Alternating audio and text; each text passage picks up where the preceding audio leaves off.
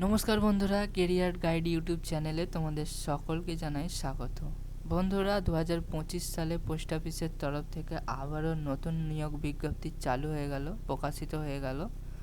বিভিন্ন পদে বিভিন্ন যোগ্যতায় তোমাদের কিন্তু এই রিক্রুটমেন্টের জন্য তোমাদের কোনো রকম বা এই চাকরির জন্য তোমাদের কোনো রকম কিন্তু এক্সাম দিতে হচ্ছে না।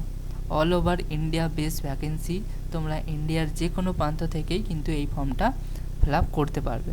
তো বন্ধুরা, আজকে আমি তোমাদের দেখাবো এই ফর্মটা বা এই চাকরির জন্য তোমাদের কি কি যোগ্যতা থাকা অবশ্যই প্রয়োজন এবং তোমরা কিভাবে সিলেক্টেড হবে এই চাকরিতে, সম্পূর্ণ বিষয়। তো শুরুতেই দেখো যে পোস্টের কথা বলা হয়েছে বা যে পোস্টে তোমাদের নিয়োগ হচ্ছে সেটা হচ্ছে বিপিএম অর্থাৎ ব্রাঞ্চ পোস্ট মাস্টার। এই পদে কিন্তু তোমাদের নিয়োগ হচ্ছে। দ্বিতীয় হচ্ছে এবিপিএম অর্থাৎ অ্যাসিস্ট্যান্ট ব্রাঞ্চ পোস্ট মাস্টার, এই পদেও কিন্তু তোমাদের নিয়োগ হচ্ছে। এবং তৃতীয় যেটা হচ্ছে ডাক সেবক, এই পদেও কিন্তু তোমাদের নিয়োগ হচ্ছে। এটা কিন্তু সম্পূর্ণ all over India base vacancy, ইন্ডিয়ার যে কোনো প্রান্ত থেকে তুমি এই ফর্মটা। তো যদি ভ্যাকেন্সির কথা বলি, অল ইন্ডিয়াতে 1000-এরও বেশি ভ্যাকেন্সি আছে, কিন্তু ওয়েস্ট বেঙ্গলে যদি বলি তো আগের মতোই তোমরা এইখানে 1800+ ভ্যাকেন্সি কিন্তু তোমরা। নেক্সট বিষয়ে কথা বলবো, সেটা হচ্ছে এলিজিবিলিটি অর্থাৎ তোমাদের কি কি যোগ্যতা এখানে থাকা অবশ্যই প্রয়োজন।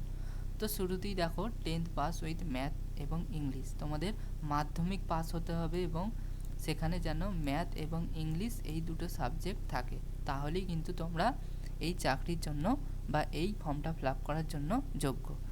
দ্বিতীয় যে বিষয়টা সেটা হচ্ছে কম্পিউটার নলেজ, তোমার যদি কোনো কম্পিউটার নলেজ থেকে থাকে তবে সেখানে কিন্তু এটা দিতে হবে। তৃতীয় যেটা হচ্ছে সেটা হচ্ছে লোকাল ল্যাঙ্গুয়েজ, অর্থাৎ তুমি যে এলাকায় বা যে জোনে তোমরা অ্যাপ্লাই করছো সেখানকার কিন্তু লোকাল ল্যাঙ্গুয়েজ জানা প্রয়োজন।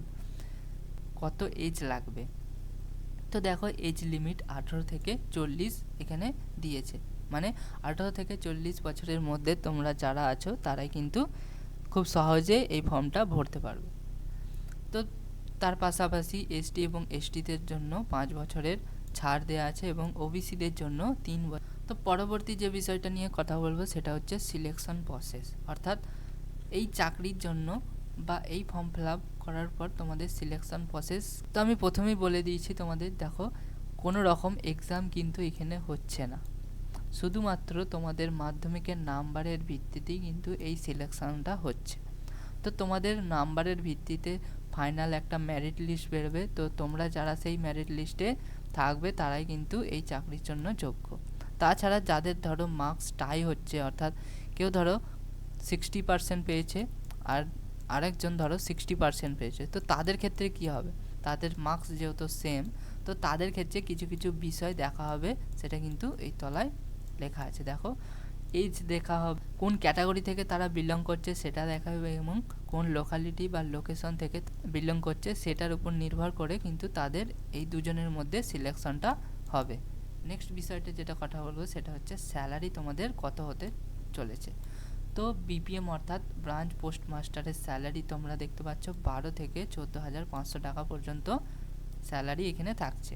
এবিপিএম অর্থাৎ অ্যাসিস্ট্যান্ট ব্রাঞ্চ পোস্ট মাস্টারের স্যালারি প্রায় 10 থেকে 12,000 টাকা। এই ফর্মটা সম্পূর্ণ ফিল আপ করার জন্য তোমার কী কী ডকুমেন্টসের প্রয়োজন আছে, তো এখানে দেখো শুরুতেই বলা আছে যে 10th মার্কশিট অর্থাৎ মাধ্যমিকের তোমাদের মার্কশিট লাগবে।